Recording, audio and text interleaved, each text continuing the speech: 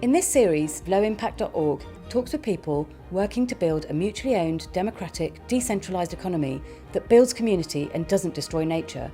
We want to increase collaboration to bring about system change. Find links to the sites mentioned in the videos in the description below. Join the conversation by liking, commenting and subscribing to our channel. Today, I'm talking with Emmanuel Savard, who's the co-founder of a very interesting project in Costa Rica around food, housing and energy. And they're looking to set up a mutual credit scheme. Hi, Emmanuel. Hi. On your website, it says mankind's problems are not personal, but systemic. And also it says our economic systems are based on the premise of never-ending growth, which does not reflect nature's cyclical patterns. So I thought we're definitely going to be on the same page here. Awesome. Could you just give us a talk through about what you're up to in Costa Rica and how you got there and how it all started? Right. So what we're really trying to achieve right now is basically to put together. So Revive is kind of a platform where there's 4 components that we want to put together. The first one is distributed generative stewardship. The second one is distributed hierarchy relationships. And the 2 others are economic ones with mutual credit and use credit obligations.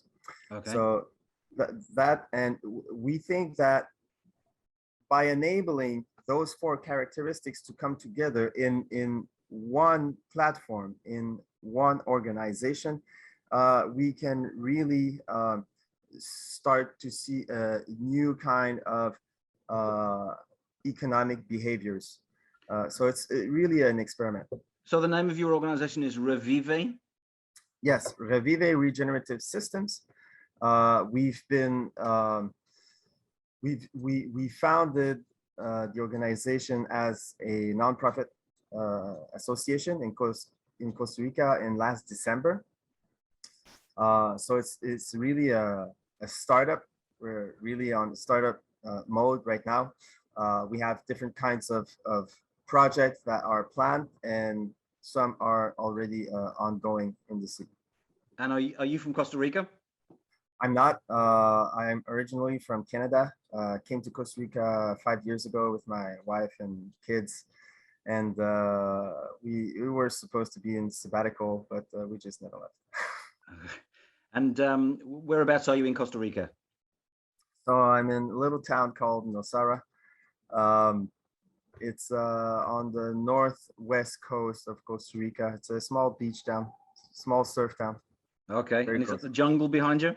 It's absolutely the jungle. So it's Wow. it's a very we're in the heart of a jungle.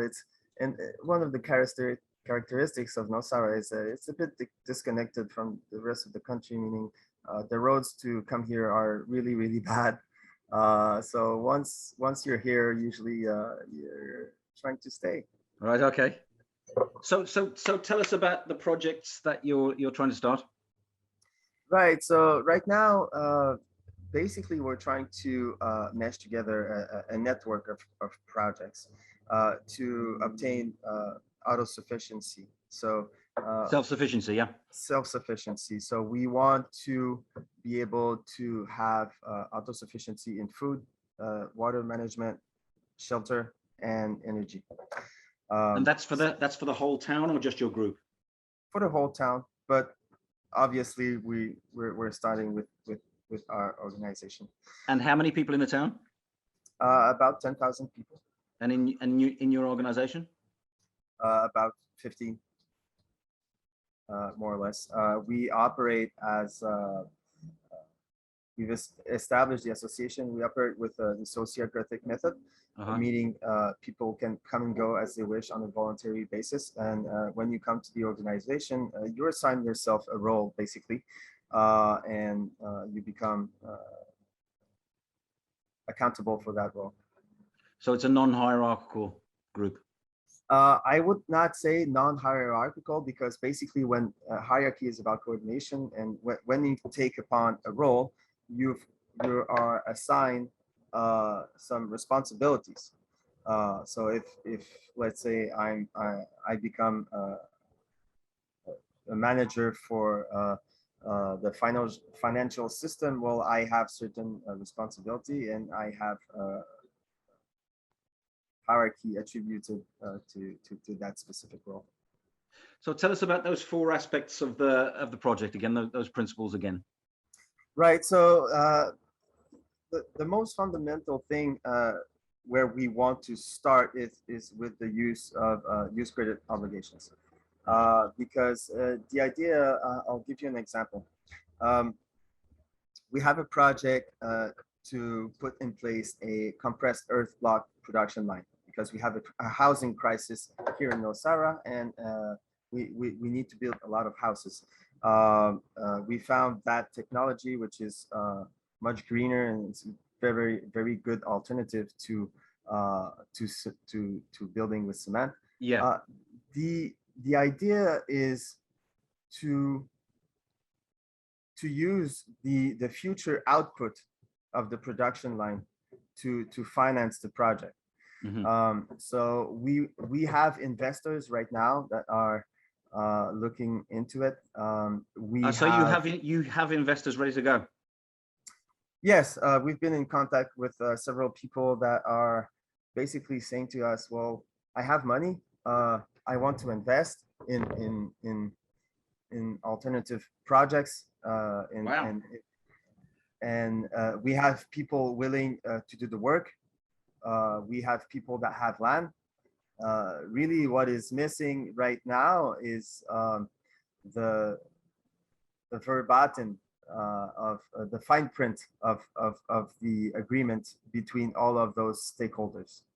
So we have the principles, but we really need. So we have been I've just sat down with a lawyer last week, actually, to start working on that, and I've sent him my notes, and I've sent him also some articles that Chris Cook actually wrote, because I'm basing myself up upon his work. So Chris Cook, as you know, is in our group, and so I can certainly get you together with Chris and with Dill Green, and we can have a conversation about helping you set up a mutual credit scheme and use credit obligations. For people who don't know, use credit obligations is you invest real money, and there's no interest involved. What you get is the results of that future production, whether it's energy or food or housing, and you buy it at a discount now, so you can sell that future production if you like, or you can use it yourself. Exactly. And it's certainly a very good idea for self-sufficiency in a town in Costa Rica. Yeah. It was interesting. I came about that idea really with the idea of prepayment. Yeah. And I got that idea from a guy called Kevin Cox, who is in Australia working on a project called Pre-Power. So what he's trying to do is to do basically the exact same thing, but with power generation, applied to power generation in cooperative models. So we got together in an incubator, a business incubator called Yarsi. Yeah, I think it was I was really intrigued when he proposed his ideas, and that got me that is what led me eventually to Chris Cook. I know you're also talking about a gasification plant, aren't you? Yes. So again, it's pretty much the same principle. We found the technology in the United States. Here we have 3 sawmills in the village that are producing wood, about 6 tons of biomass waste a day. So the idea is to recollect that biomass and reclaim it by producing energy, by gasifying it. And again, the idea is to finance that project by pre-selling the output, the future output of and the output technology. is electricity, isn't it? You're going to use the gas to generate electricity. Yes, well, actually, there's actually 3 outputs. So you have heat, electricity and biochar. Do you So need heat in Costa Rica? well, usually we don't, but in that instance, the heat would be used to dry the wood because we have to have a relative humidity.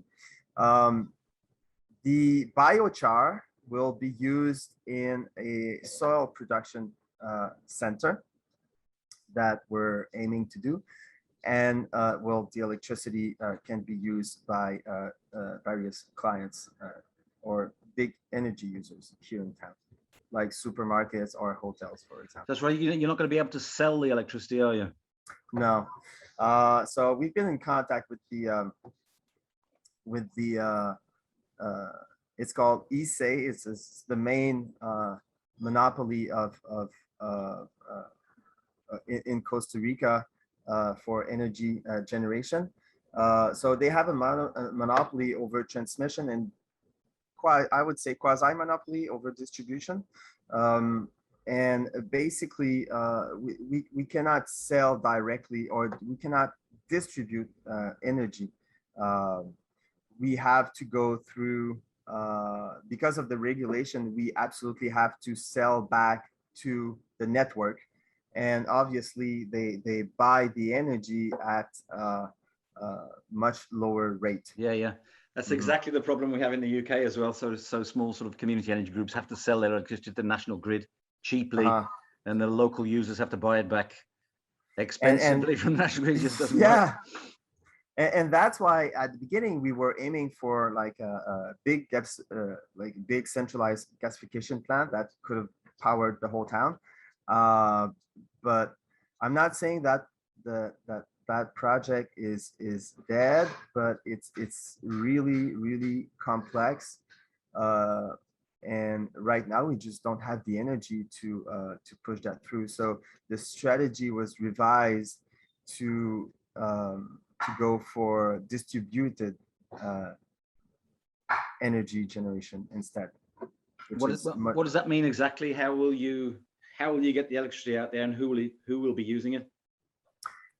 So basically, we're looking at two generation technology, either solar systems or gasification plant. So the gasification plant we found is rather small.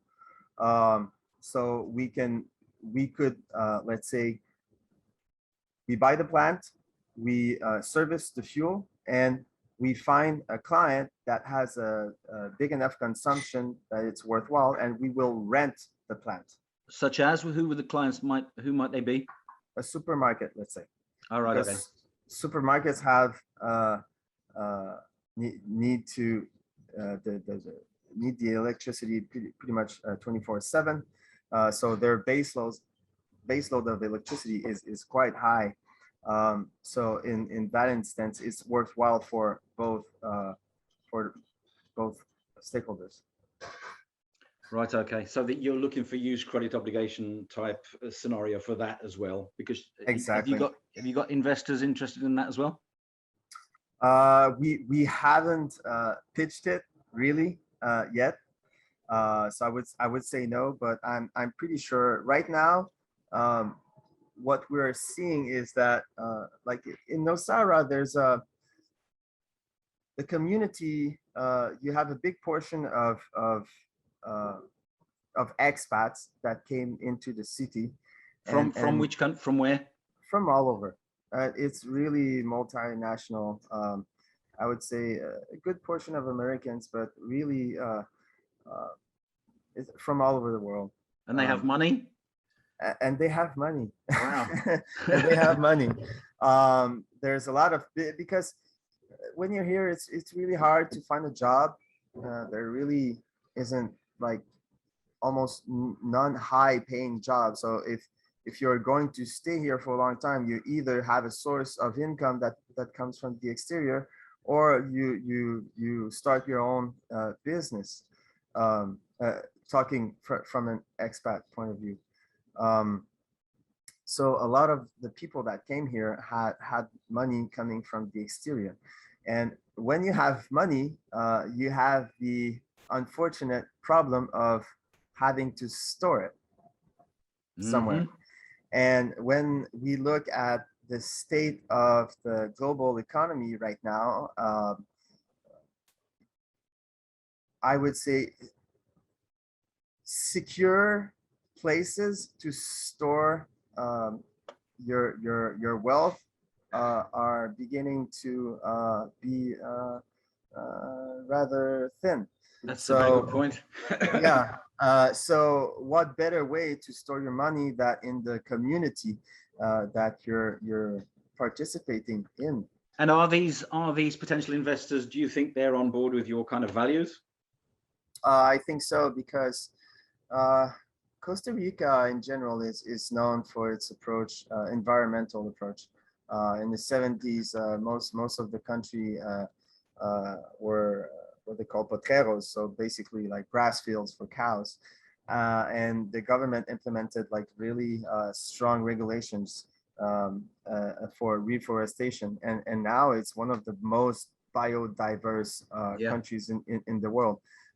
So, and the first attraction, they basically invented ecotourism, right? So people that come here usually are more prone to have very strong ecological values. And when you have those, basically what you're saying is that you value the future of other beings, whether human or animals or insects or the planet. And what's the town like? What are the people like? Is it well, how can I put this? A sort of a hippie town, or is it a it's a bit of, I could say it was a bit of a hippie town. At the time, there was the biggest yoga retreat center was in Nosara. Okay. That was like one of the biggest business here for a long time. But now it evolved with time. It really is a surf town. We're one of the fastest growing surf town in the world.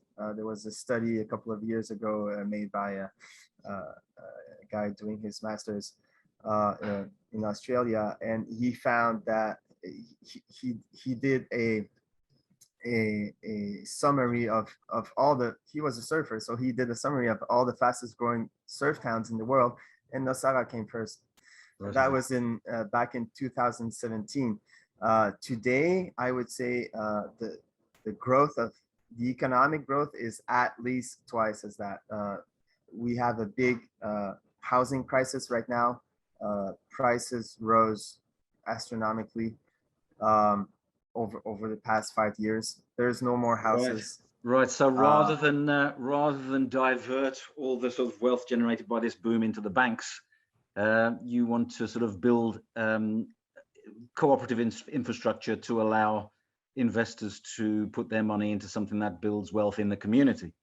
Absolutely, because in the end, if all hell breaks loose, the community is what will sustain you. Yep. Right. Exactly. It always starts and ends that way. So you want to provide food, housing, and energy, and so and shelter. Yeah, food, housing, yeah, right. And housing as well. Yeah. So the use credit obligations, you've got people there with money, and you can get them to buy credits for future energy at a discount. So, for example, they can buy £10,000 worth of $10,000 worth of future electricity for say $7,000 or $8,000. So that's their profit. That's the incentive. That's their incentive. And also, I guess, future rental for the housing and future food, which they can either use themselves or sell at the market price. Exactly. No interest involved, no inflation, because a kilowatt of energy is a kilowatt of energy, and a compressed earth brick is a compressed earth brick. You know, it's a carrot is a carrot. So yeah, I'll be very interested to get you talking with Chris Cook. Maybe we could even record that discussion. I think that would be an interesting video. Awesome. And what about mutual credit? Are you looking for a mutual credit scheme as well? I guess that's longer term. Yes, because they kind of work together. right? Yeah. Well, you can do them separately, but I think coming from a systems point of view, if you put them together, then the output of both is higher than both taken separately.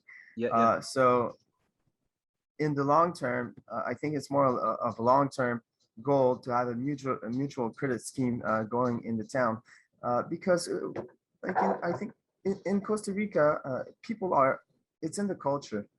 People are already exchanging and keeping tabs in their head, right? Which is exactly, yeah. You may as well keep those tabs officially, and so you can trade with people people you don't know. You don't need to. Exactly. So it's just to bring about a more scalable tool to be able to do what you're already doing. For example, the school where my kids go, if you don't have the money to pay for the school fees, you can have they have an exchange program where you go and you give your time, and there's different things you can participate in doing for the school, Right, okay. and you have a credit on your school fees. Right, okay. So this sounds like very fertile ground for a mutual credit scheme. Right. What kind of barriers or problems can you possibly envisage? Well, barriers, we saw them with state regulations Right, okay. in the energy scheme. Yeah, that's the usual suspect. Yes. Problems, I really don't anticipate problems at scale. I would say really our next step to start the ball is really to go forward with the use Yeah. credits. Do you think this is I mean, could you see this happening in other towns around Costa Rica? I do. The idea is that if everything will be doing, we want to open source it, so anyone can learn of our experience, and absolutely, if we have successes, the idea is to replicate them in other cities. There's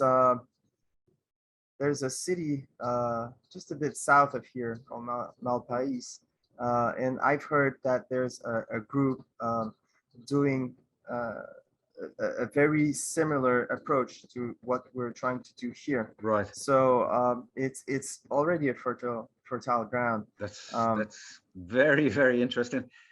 If you do manage to talk to any of those people or anybody else in Costa Rica, yeah, put them in touch, and we'll talk with them as well. But I'd really like to get some conversations going with you and see if we can help you set up some alternative finance schemes in your town. Awesome. Where can people keep up to speed with what you're up to? So we have a landing page. It's not a full website yet. It's called Revive Nosara. I'll put the link in the description below. Awesome. So I think that's the best way to reach us. And can people contact you if they want to help? Is there things that they might be able to do to help? Yes, absolutely. Evidently, if you're local, contact us directly. If you're not and you want to help, I would say we're looking for someone like for a web programmer, and that sort of thing. So if anyone is willing to help, we can please do get in touch. I really hope you can find somebody through this video, because it's a fascinating project. Okay, so let me get this video uploaded and write a blog article and get it out there, and I'll show it to Dill and Chris, and I'll arrange a meeting with all four of us, and we can talk about how to take this forward, and we'll record that meeting, and hopefully we'll get that online as well. Awesome. All right, so lovely talking with you, Emmanuel. I'll talk with you very soon. Same. All right.